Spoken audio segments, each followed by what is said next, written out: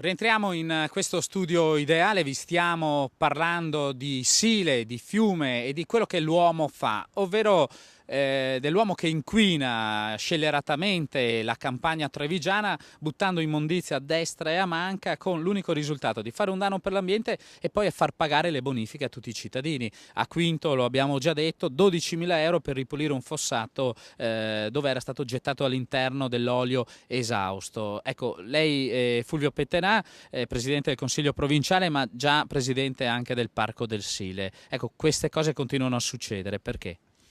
Sì, continuano a succedere, però anche in toni molto minori rispetto a qualche anno fa, quindi la coscienza civile della popolazione è notevolmente aumentata.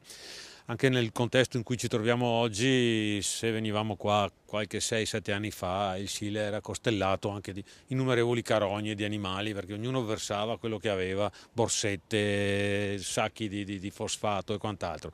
Quindi una certa Quindi il dato è che negli ultimi 20 anni, lo dicono anche le analisi, l'acqua del Sile è molto migliorata.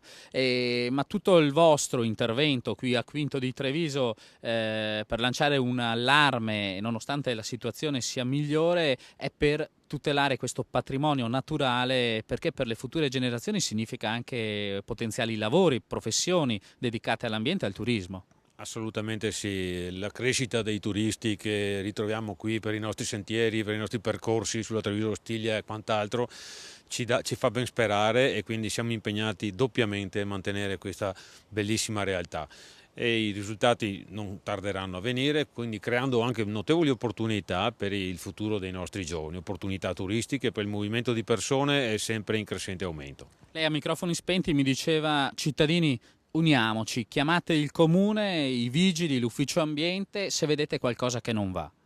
Sicuramente sì, perché ipotizzare che ci siano vigili o carabinieri ad ogni angolo è praticamente impossibile, però se facciamo un po' di rete, un po' di tela, come si suol dire, sicuramente anche solo magari guardando o chiedendo ma cosa stai facendo, se si vede qualche persona in civile che rilascia qualche borsetta di spazzatura o anche un semplice pacchetto di sigarette, perché questi luoghi sicuramente non meritano avere delle immondizie o essere deturpati. Grazie Fulvio Pettenà, ci fermiamo qui, un po' di pausa per cronache trevigiane, ma poi io voglio chiederle una cosa che ho sentito. A Quinto di Treviso ci sono moltissime volpi, è così?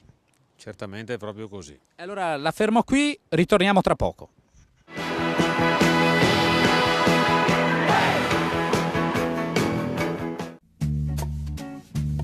Sappiamo che le somiglianze spesso non sono evidenti. Noi e i nostri clienti ci assomigliamo da sempre. Baiubadu, baiubadu, baiubadu, baiubadu. Perché siamo cresciuti negli stessi luoghi. Perché parliamo la stessa lingua. Perché abbiamo gli stessi valori. Baiubadu, Perché sappiamo guardare avanti. baiubadu. Siamo con te perché siamo come te.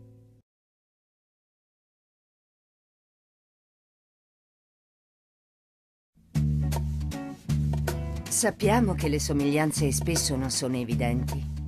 Noi e i nostri clienti ci assomigliamo da sempre. Baiubadu, baiubadu, baiubadu, baiubadu. Perché siamo cresciuti negli stessi luoghi. Perché parliamo la stessa lingua. Perché abbiamo gli stessi valori. Baiubadu, Perché sappiamo guardare avanti. baiubadu. Siamo con te perché siamo come te.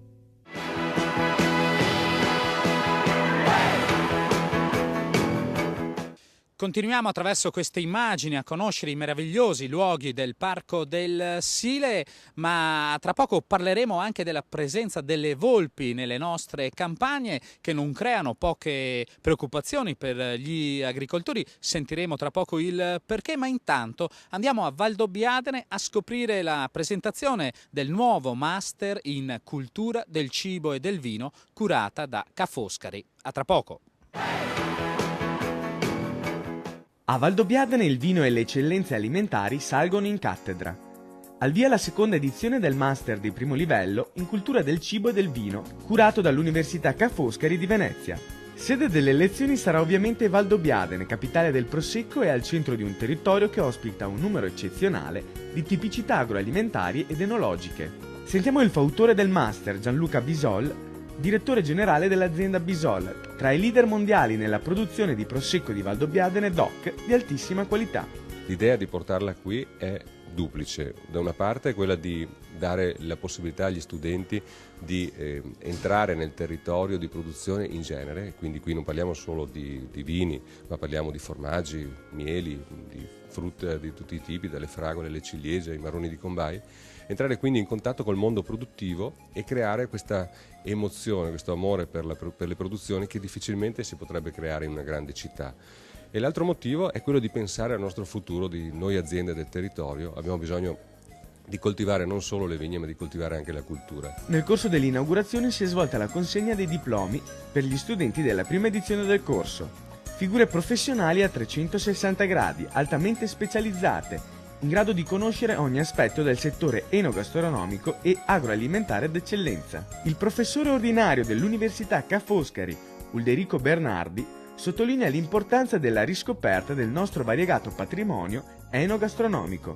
Finora si era pensato a tanti aspetti di beni culturali, ma questo dell'alimentazione e dell'identità alimentare è un tema assolutamente emergente sul piano internazionale, non solo locale naturalmente, ma poiché l'Italia ha questa fortuna di disporre di tanti patrimoni diversi, non solo regionali ma addirittura provinciali, vorrei quasi dire comunali per certi aspetti, noi possiamo offrire al mondo una variegatezza di contenuti mirabile e solo da alcuni anni si è cominciato ad avere, dicevo, consapevolezza di questa ricchezza di diversità.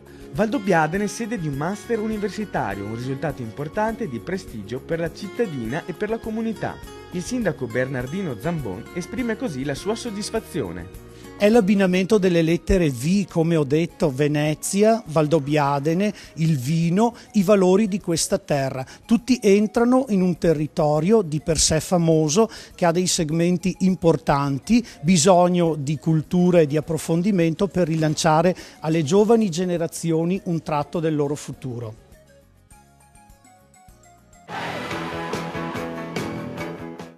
E rientriamo in questo studio ideale dedicato all'ambiente trevigiano, al Parco del Sile, al Sile. Siamo ancora a Quinto di Treviso e stiamo proprio camminando lungo il Sile ancora con Fulvio Pettenà, al quale avevo chiesto prima di chiudere la prima parte: è vera questa notizia? Dilagano le volpi nella campagna di Quinto di Treviso. Lei ha visto una tana di volpe dove la madre tutto il giorno ovviamente esce per andare a cacciare, per fare scorte per i propri piccoli, e quindi in questa tana cosa ha visto? Sì, bisogna spiegare bene che la volpe, quando ha i cuccioli, il pensiero più grande è quello di procurare il cibo per i propri cuccioli, a dismisura però, perché non è che faccia tipo il leone, la leonessa va a catturare un'antilope e finché non è mangiato o consumato non va a catturare un'altra. Qui la volpe si agisce in maniera diversa, cioè lei parte, esce, va a prendersi i polli o fagiani o lepri, tutto quello che trova, tutto quello che è animale, e se lo porta in tana. Quindi si può arrivare a trovare perfino 50-60 capi di pollame, di oche, di ante, qualsiasi tipo di animale domestico, la volpe lo prende e lo porta dentro in tana. E quindi gli agricoltori o i cittadini che hanno un piccolo pollaio in queste zone davvero hanno l'incubo che la volpe vada a caccia tra le proprie galline. Sicuramente sì, perché poi la volpe, avendo trovato qui questa riserva naturale del parco del fiume Sile, ha trovato il suo habitat, è difesa perché qui non si può intervenire e di conseguenza è cresciuta a dismisura, creando notevoli danni. Quindi auspico che le autorità preposte, le autorità pubbliche si siedano a un tavolo e iniziano seriamente ad affrontare questo problema che sta creando, e lo sottolineo, notevoli problemi al territorio. Allora, grazie ancora a Fulvio Pettenà, noi ci fermiamo qui per un servizio, poi conclusioni parlando di Sile e agricoltura. Ma questo radicchio rosso di Treviso è così buono grazie all'acqua del Sile? Lo scopriamo tra poco.